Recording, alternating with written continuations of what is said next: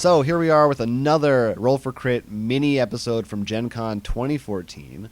While I was away playing Sheriff of Nottingham, which you can check out in a different mini episode, my good friends Will and Ivan behind the camera got a chance to play a new game from Z-Man Games, which was what? That would be Tragedy Looper.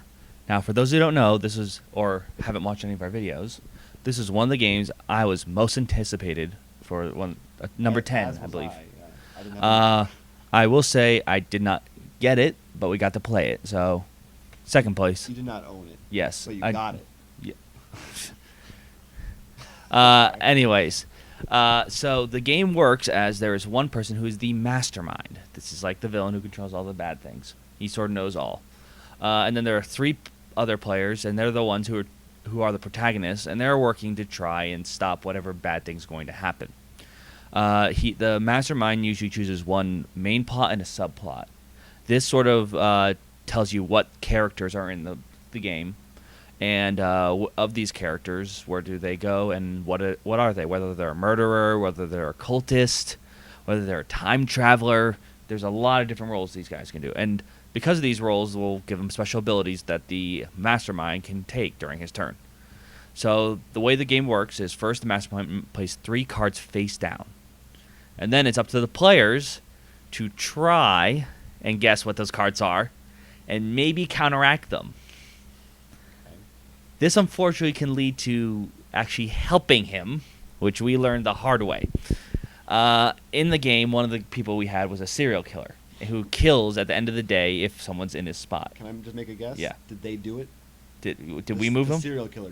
Were they the one who murdered him? No, the serial killer killed someone, but they weren't the main murderer.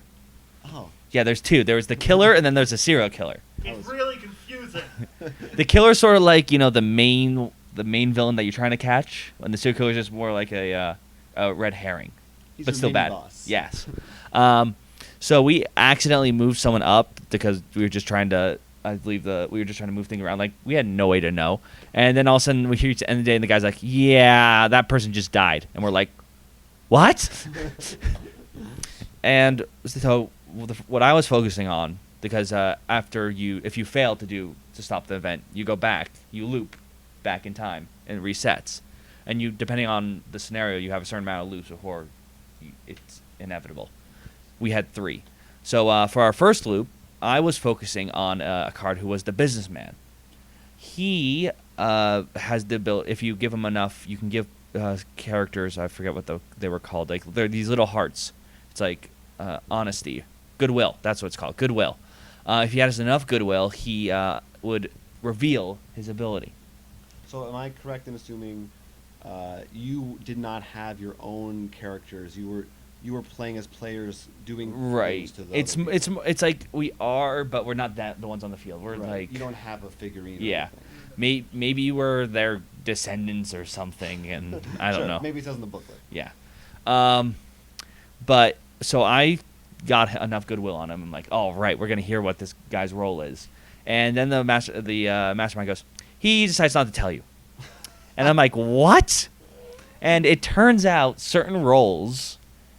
The mastermind have the ability, which the mastermind controls, of course, to not tell you what their role is.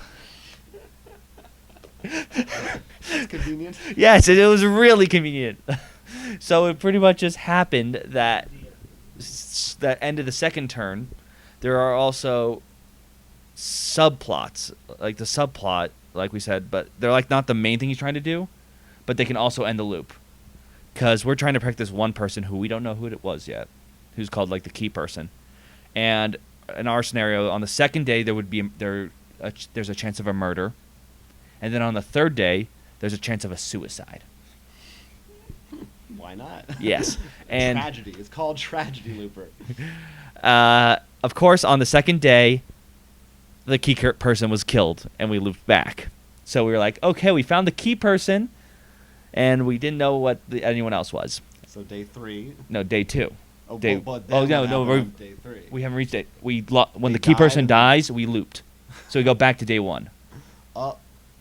But you have 3 chances. I thought. Yeah, 3 loop chances. The days are not the loops. Oh, right. Sorry, that's what I meant. Yeah.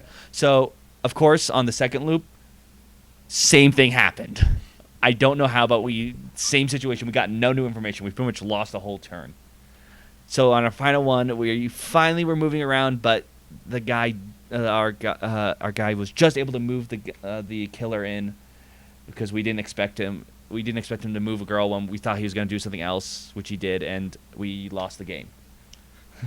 So it sounds like potentially kind of frustrating that there's a lot you don't know as the players as opposed to the mastermind. Oh no, it's. Do you think that's from not having played enough, or? They admitted because they've been playtesting this over and over and over that they have a bit of an advantage there.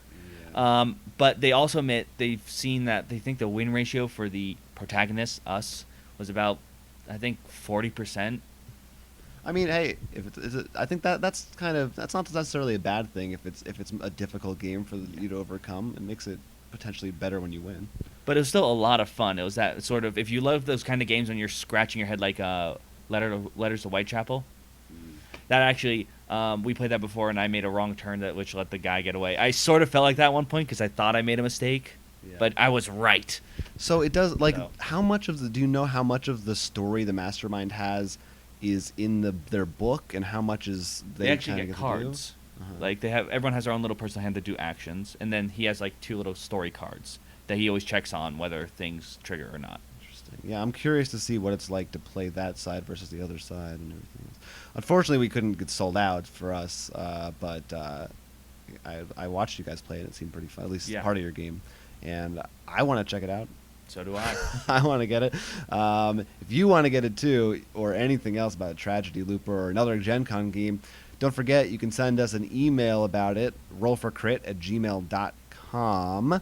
Of course, there's also our Twitter, @rollforcrit, which we continue, and in the future, posting more news from Gen Con. So much news. Also, these little videos and other photo updates, and you can buy awesome games. Not Tragedy Looper, but games, I promise you, just as awesome. Well, hopefully Tragedy Looper soon. At some point. Yes, like. Yes, so if you're watching this in the future, yes, Tragedy Looper. If you go back in time, if you loop back to this date, no. If only we could loop to when it wasn't sold out. Anyway, I'm working on it. Okay, that's our scenario. Our scenario: Tragedy Looper sold out. Go back and find out there. That's a tragedy. Please visit our website, rollforcrit what is wrong with me? Rollforcrit.com. That's it. Just rollforcrit.com. You already got our email. That's it for this episode. And more to come.